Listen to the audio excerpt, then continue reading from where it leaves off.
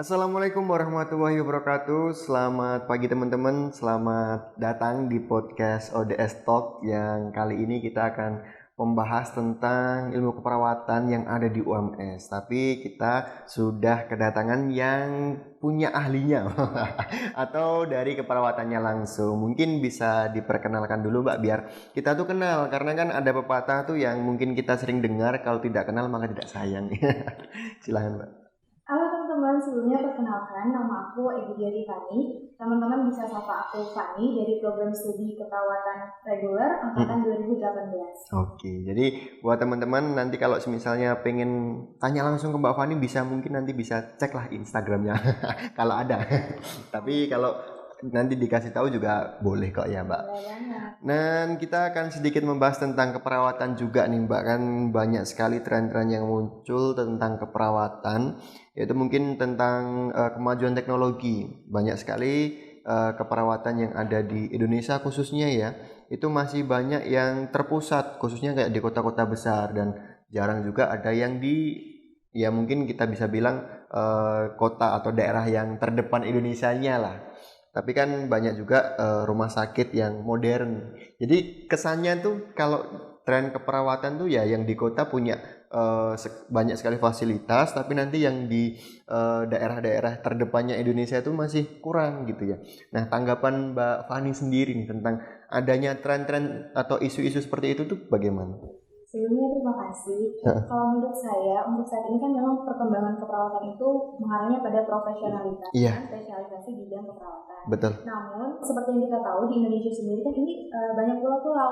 Jadi memang untuk kemajuan infrastrukturnya dalam bidang kesehatan itu tidak semuanya belum sampai kepada yang dari yang pusat kota hingga ke pelosok desa. Harapannya dengan kemajuan teknologi, adanya perkembangan ilmu pengetahuan, itu bisa membantu untuk meningkatkan infrastruktur terutama dalam bidang kesehatan sehingga kesehatannya bisa dirasakan oleh masyarakat secara menyeluruh.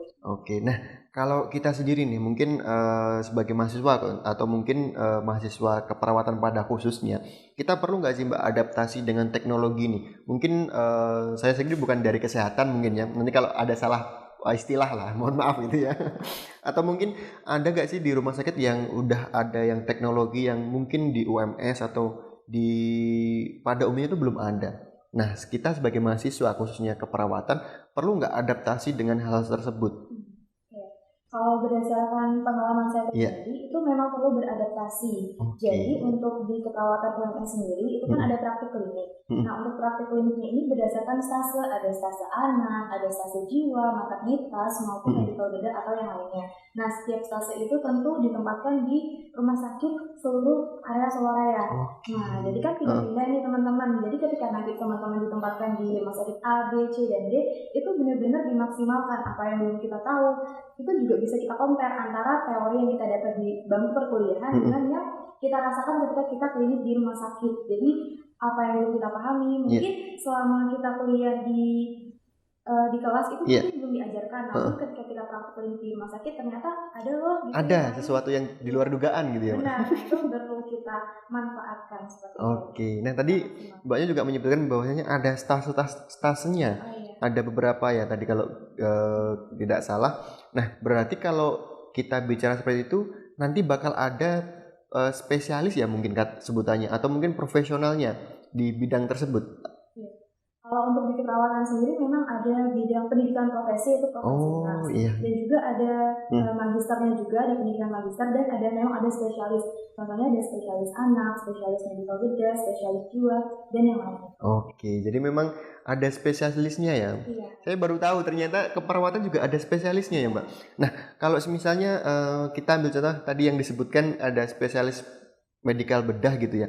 Nah itu berarti nanti sistemnya atau mungkin perawatnya nanti bakal di ruang operasi terus atau bagaimana? Kalau untuk spesialis itu sebenarnya tergantung ya Mas, kita kemana. Kalau misalnya memang kita ingin di ruang bedah nanti dia udah ada penjurusan gitu, makanya mendaftarkannya di medical bedah, misalnya mau ambil di ruang yang ke dalam atau mungkin di ruang OK, di ruang operasi atau yang lain. Jadi minat bakat. Jadi memang selain ada stase dan lain sebagainya tadi, juga kita memang harus menyesuaikan dengan bakat dan juga kemampuan kita ya Mbak. Dan juga kalau di keperawatan sendiri itu kan tadi disebutnya ada klinik atau mungkin kalau sebutannya kita masih umum praktek atau PKL gitu ya Mbak. Nah itu ada berapa kali dalam masa pendidikannya? Oke. Kalau berdasarkan pengalaman saya selama berkuliah di UMS itu dimulainya dari semester 3. Jadi semester 1 dan 2 kita masih full di kelas, kemudian semester 3 kita mulai masuk praktik klinik hingga kita semester 8. Harusnya semester 7. Cuman karena terhalang pandemi ada beberapa stase yang seharusnya dilaksanakan di semester 5 dan 7, maka dilaksanakan di semester 8. Berarti kalau dihitung-hitung dari semester 3 sampai semester 7 seperti itu. Oke, jadi memang mulainya di semester 3 sampai semester 7? Iya, sampai udah mau lulus. Karena kan dia bertahap, karena kalau mau masuk ke klinik itu tentunya harus ada mata kuliahnya terlebih dahulu. Misalnya di semester 3 ada medical bedah. Berarti sebelum kita masuk ke klinik medical bedah, tentu kita harus menjalani dulu atau mengambil dulu mata kuliah teori medical bedah. Oke. Nah, tapi sebelum kita klinik ya, atau mungkin sebutannya PKL gitu ya, kalau mahasiswa umum pada umumnya gitu, ada gak sih Mbak kayak praktikum atau istilahnya ya kita kayak asistensi mungkin ya, itu yang sebelum kita datang ke klinik kita harus melaksanakan itu, praktek itu dulu di kampus baru kita melaksanakan klinik? Oke, jadi kalau untuk di keperawatan UMS sendiri itu ada mata kuliah laboratorium. Jadi benar-benar difasilitasi teman-teman, selain mata kuliah teori ada juga laboratorium. Kemudian sebelum kita masuk ke klinik juga kita ada sumpah preklinik namanya. Jadi adalah etikanya sebelum kita masuk ke rumah sakit. Jadi walaupun kita masih mahasiswa baru, masih semester 3, kita dengan adanya sumpah preklinik itu, kemudian juga sebelumnya kita udah ngambil teori, udah ngambil mata kuliah laboratorium itu, insya Allah nggak kaget waktu kita masuk ke rumah sakit. Jadi memang sudah ada tahapan-tahapan sebelumnya, sebelum kita datang langsung ke rumah sakit gitu ya. Nah, tadi kan disebutkan bahwasanya kliniknya itu ada di area Soloraya. Berarti setiap semester ya hitungnya atau mungkin kelompok mahasiswa ketika berbeda stase atau mungkin berbeda tahapnya, itu berbeda rumah sakit atau mungkin sama? Iya, jadi kalau di UMS ini satu kelas itu biasanya dibagi jadi 2 kelompok. Nah itu bisa satu rumah sakit, bisa beda rumah sakit. Kalaupun satu rumah sakit nanti itu terbagi menjadi beberapa bangsal, misalnya di bangsal Dahlia, Cempaka ataupun yang lain. Iya, berarti kalau bangsal mungkin teman-teman yang belum tahu ruangan yang ada di rumah sakit. Ruangannya ada di rumah sakit. Jadi kalau teman-teman mungkin bingung ya, memang penamaan yang ada di rumah sakit tuh seperti itu ya Mbak. Jadi memang kalau misalnya ada dari satu prodi atau mungkin dari satu kelasnya bahkan di satu rumah sakit yang sama itu berbeda ruangan itu ya Mbak? Iya benar, karena kalau dituntut jadi satu kan tidak akan maksimal. Karena kan kita kalau mau praktek klinik kita harus explore lagi kemampuan kita harus compare teori yang kita dapat dengan praktek di rumah sakit. Jadi kalau bergerombol kurang efektif. Oke, betul. Dan tadi kita sudah membahas tentang profesionalitas gitu ya Mbak. Dan juga ada beberapa hal yang mungkin kemarin juga sempat ada yang viral gitu ya tentang keperawatan kan. Tadi Mbaknya ternyata itu sudah pernah melaksanakan, yaitu ada sumpah apa tadi preklinik. Nah itu ternyata memang sudah ada aturannya gitu ya Mbak. Tidak boleh kita sembarangan ketika sudah ada di rumah sakit gitu ya. Nah tentang profesionalitas dan yang apa saja sih yang perlu disiapkan, apalagi kan kita sebagai mahasiswa yang hitungannya masih muda lah ya Mbak, masih ya mungkin ada beberapa hal yang mungkin kita pengennya yang seneng. Itu profesionalitas tentang keperawatan khususnya yang mahasiswa itu bagaimana sih Mbak? Oke, kalau menurut saya profesionalitas mahasiswa keperawatan itu yang pertama jangan merasa cukup dengan ilmu yang udah kita punya. Jadi dimanapun kita berada kita tetap belajar gitu teman-teman. Kan sekarang media pembelajaran banyak ya, di dalam kelas bisa dari YouTube atau teman-teman bisa ikut workshop atau seminar baik nasional maupun internasional. Kita kaji lagi sebenarnya bagaimana sih etikanya, bagaimana sih kaidah-kaidah yang bisa kita terapkan ketika kita berada di rumah sakit. Ya memang akhir-akhir ini ada beberapa isu yang memang kita kurang nyaman. Saya sebagai mahasiswa perawatan sebenarnya juga kurang nyaman dengan berita-berita yang ada, yaitu kembali kepada individu masing-masing. Memang peluang perawat ini di masa yang akan datang itu memang banyak banget, memang dibutuhkan bahkan ribuan ya. Tapi apa sih yang bedain antara kita dengan orang lain sebagai profesi perawatan, yaitu profesionalisme kita dengan kita menerapkan etika dan kaidah yang berlaku, jangan sampai dilanggar. Karena dengan melanggar etika-etika yang berlaku, yang rugi bukan hanya kita, bukan hanya diri sendiri teman-teman, tapi instansi pendidikan dan juga program studi keperawatan. Nah, betul banget. Jadi memang karena sudah ada kaidah dan juga etikanya, kita ya sebagai mahasiswa harus menjaganya lah ya Mbak. Jangan sampai kita melanggarnya. Nah, bicara lagi tentang profesional gitu ya, Pak. Apa saja sih yang disiapkan prodi keperawatan sih untuk menunjang profesionalitasnya? Di samping tadi sudah ada sumpah preklinik mungkin, atau mungkin ada nggak sih matkul khusus tentang etika keperawatan mungkin ya, atau mungkin tentang laboratorium atau praktek tentang itu. Ada nggak sih Mbak yang dilakukan gitu? Oke, kalau di program studi keperawatan UMS ini dia ada pendidikan akademik. Pendidikan akademik itu ada S1. Nah, di tahap S1 ini bukan hanya dari mahasiswa baru, namun juga menerima mahasiswa transfer dari jenjang diploma. Kemudian setelah lulus dari S1 ada juga pendidikan profesi yang disebut dengan profesi nurse. Jadi setelah ambil S1 expert, nanti ambil profesi dan akan mendapat gelar nurse. Kemudian berdasarkan info yang terbaru kemarin waktu gladi wisuda itu kalau nggak salah UMS akan membuka program studi baru yaitu magister keperawatan.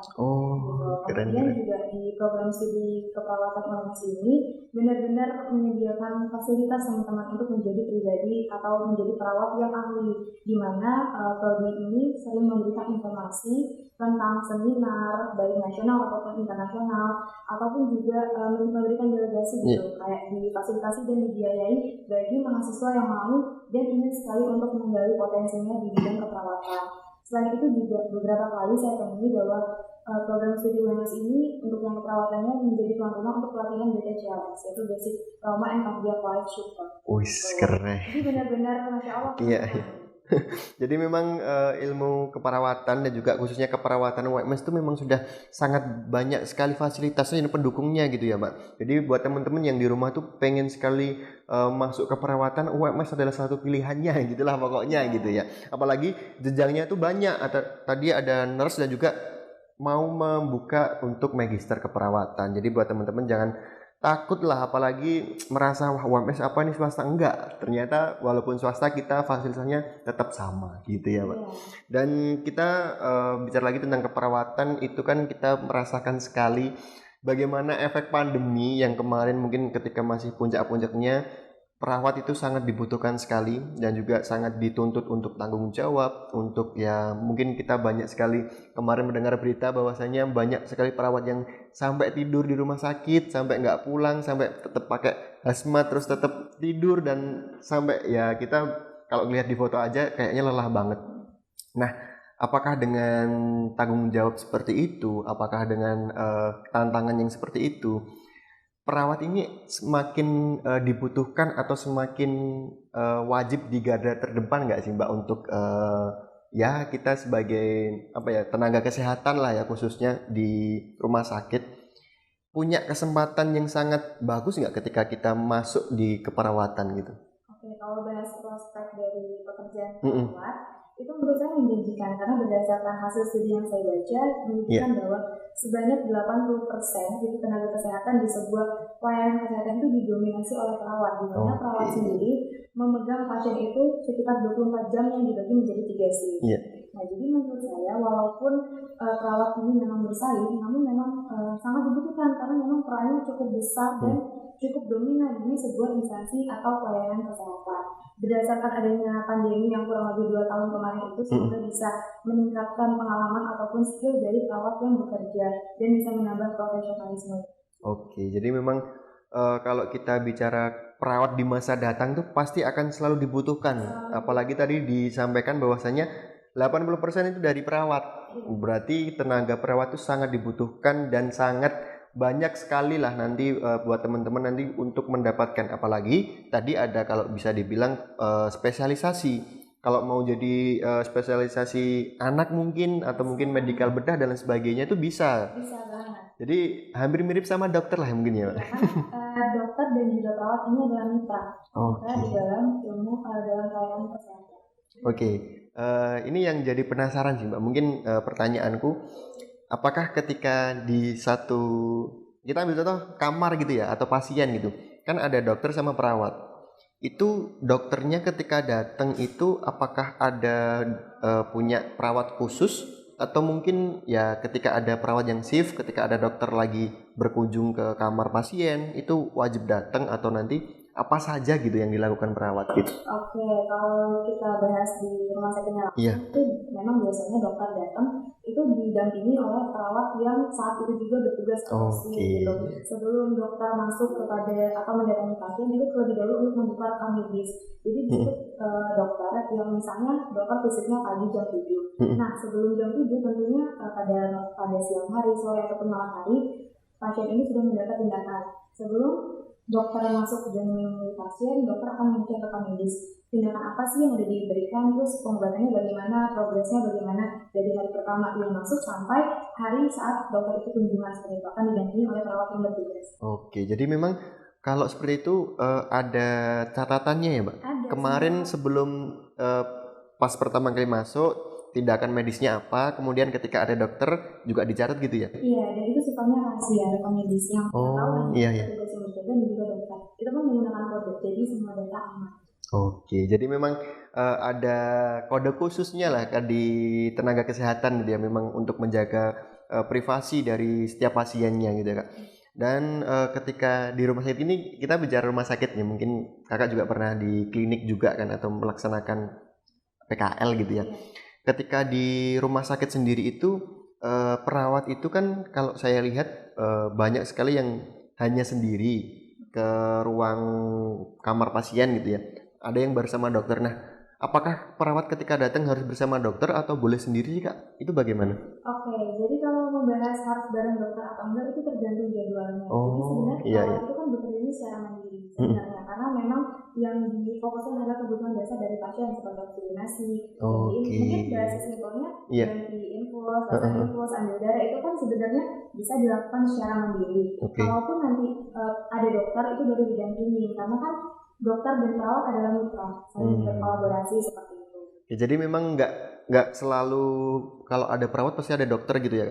Karena kalau udah ada dokter pasti didampingi oleh perawat. Oke, jadi memang perawat itu boleh untuk datang ke kamar pasien untuk menjalankan kewajibannya yaitu penggantian dan sebagainya kayak gitu. Karena memang itu tugas utamanya perawat.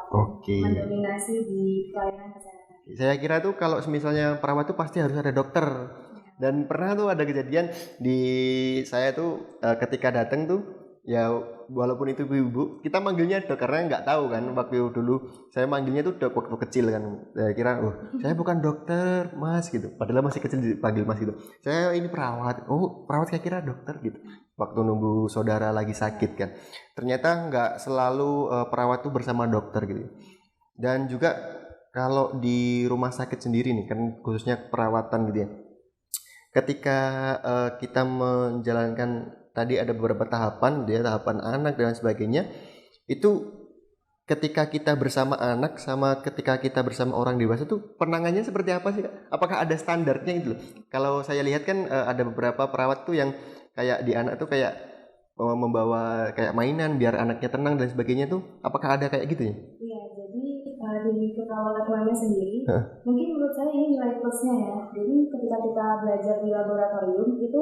setiap kita ingin bertemu dengan pasien itu ada disebut dengan Indonesia Raya. Indonesia Raya itu mulai dari Assalamualaikum sampai nanti kita selesai melakukan tindakan dan diakhiri dengan Alhamdulillah. Itu mulai perkenalan. Jadi siapapun pasien yang kita tangani mau pernah ketemu apapun belum itu tahu kita itu siapa. Jadi kayak Assalamualaikum Pak, sebelumnya perkenalkan saya dengan perawat Tiffany yang bertugas dari jam 7 pagi sampai jam 2 siang. Nah itu disebut dengan Indonesia Raya.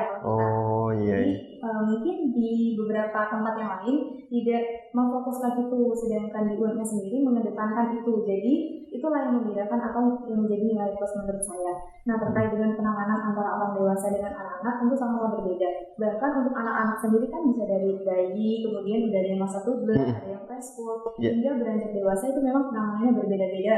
Sesuai juga dengan diagnosa atau memang penyakit yang diderita oleh anak disesuaikan.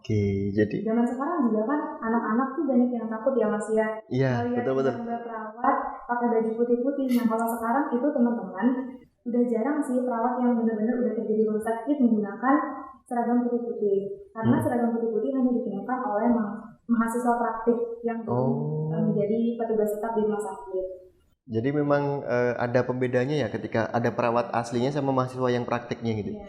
Dan juga tadi ada disebutkan ternyata menarik juga ya. UMS itu mengedepankan kalau kita bahasanya etika lah ya. Jadi saya juga baru tahu ternyata memang harus ada salamnya kayak gitu. Itu wajib, Mbak? Wajib banget, karena itu kalau misalnya kita masuk ke sebuah ruangan, walaupun di ruangan itu banyak orang, kalau kita tiba-tiba gerasa-gerusu, apakah pasien nyaman? Kan itu pasti tidak Iya, nyaman. betul. Kita permisi, bahkan ketika kita ingin menggantikan infus gitu, permisi apa, infusnya saya ganti dulu, kita sebutkan ini infus apa dengan beberapa tetesan, nanti kalau macet bisa hubungi. Jadi benar-benar komunikasi, yang ditamakan komunikasi. Gimana caranya kita membangun rasa percaya diri atau rasa hubungan saling percaya antara pasien dengan perawat. Oke. Nah, kita bicara tentang komunikasi ya. Tadi kayak sedikit menarik. Apakah di mata kuliah keperawatan UMS itu ada apa ya bahasanya kayak komunikasi sama pasien itu? Apakah khusus ada nggak, Mbak?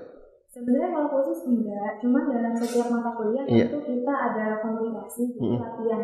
Jadi kalau di laboratorium itu ada namanya TEPI atau manekin, itu boneka yang ukurannya seperti manusia, dan itu diberikan penilaian teman-teman nanti di mata kuliah laboratorium. Itu ada namanya ujian OSCA, itu ujian skill setiap mid semester dan juga UAS. Itu dalam satu semester ada 2 kali ujian. Itu benar-benar dinilai teman-teman dari persiapan alat, terus kita masuk dalam pasien, kita sikapnya seperti apa, kita kurang assalamualaikum aja itu bisa banget mengurangi nilai. Jadi benar-benar kita maksimalkan, kita harus hafal betul Indonesia Raya, ibaratnya kayak etikanya sebelum bertemu dengan pasien, ketika bersama pasien, hingga selesai melakukan tindakan, hingga keluar dari ruangan seperti itu. Oh, berarti prakteknya itu memang seperti itu semuanya, Mbak? Seperti itu. Jadi ketika kita masuk ke rumah sakit, insya Allah nggak kaget.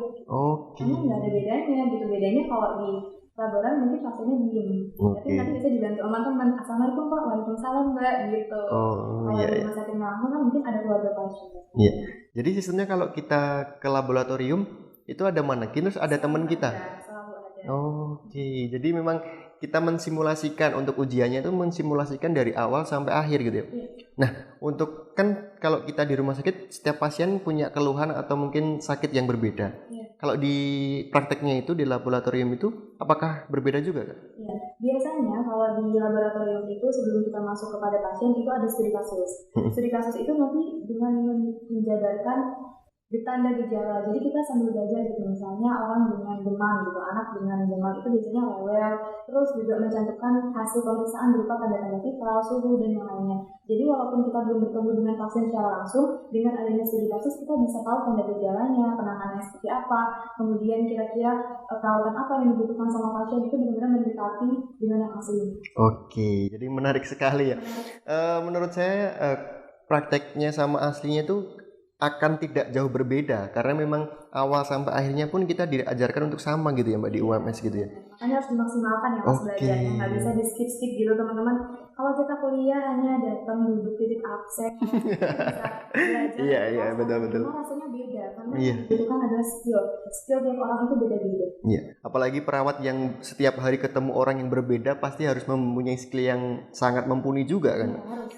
Nah, yang membedakan nih Mbak keperawatan UMS sama keperawatan di univ lain yang menurut Mbak atau yang sepengetahuan Mbak Tiffany sendiri itu bagaimana? Apakah ada hal yang signifikan berbeda gitu? Oke, menurut saya sih banyak ya keunggulannya benar-benar nilai plus.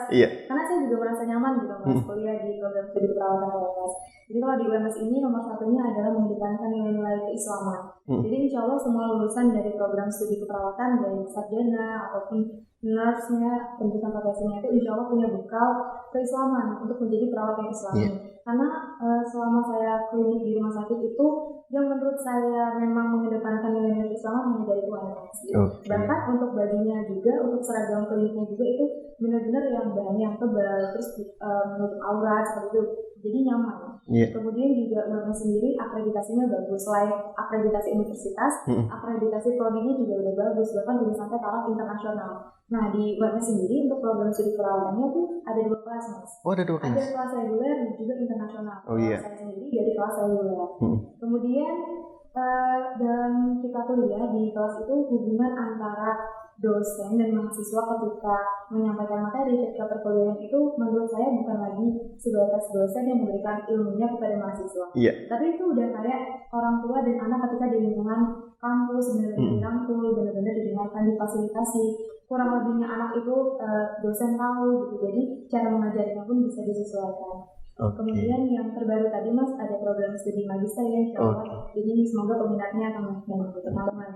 Jadi kalau keperawatan UMS itu sudah jenjangnya itu sangat meyakinkan karena dari S1 mungkin nanti kalau yang teman-teman diploma dari univ lain mau ke UMS juga bisa. Kemudian ada profesi nurse, kemudian nanti bakal ada magister juga. Jadi memang semuanya paket komplit lah di UMS gitu ya Pak. Nah, apa sih yang jadi istilahnya alasan lah untuk mahasiswa baru khususnya nanti yang teman-teman yang mau daftar UMS gitu ya mempertimbangkan keperawatan sebagai sekolah lanjutan gitu. Oke, jadi mungkin untuk teman-teman yang masih bimbang nih sebenarnya pengen masuk keperawatan di universitas mana, seperti yang kita tahu Universitas Muhammadiyah Surakarta ini sudah terkenal ya teman-teman, terkenal bukan hanya namanya tapi juga kualitasnya itu udah menjadi universitas terbaik di Jawa Tengah maupun di Indonesia, bahkan sekarang udah di internasional.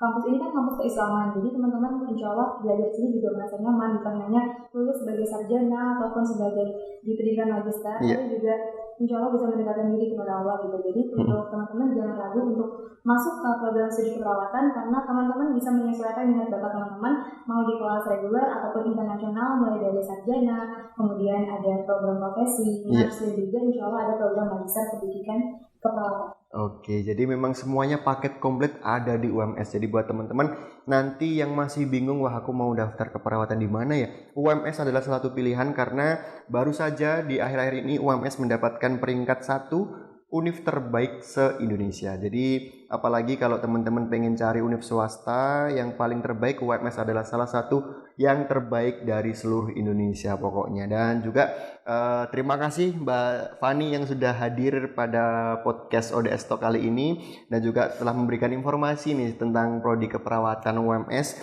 Dan buat teman-teman yang ada di rumah jangan lupa untuk informasi tentang PMB UMS bisa kalian akses di pmbums.ac.id atau mungkin kalau teman-teman pengen DM langsung, pengen tanya jawab langsung bisa juga di Instagramnya di @odsumsurakarta.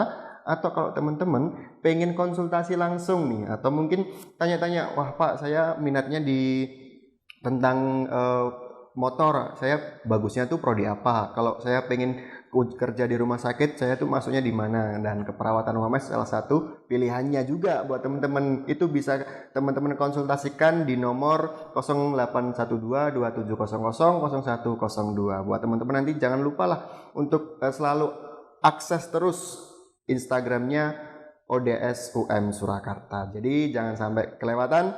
Dan terima kasih untuk hari ini. Terima kasih juga Mbak Fani yang sudah hadir.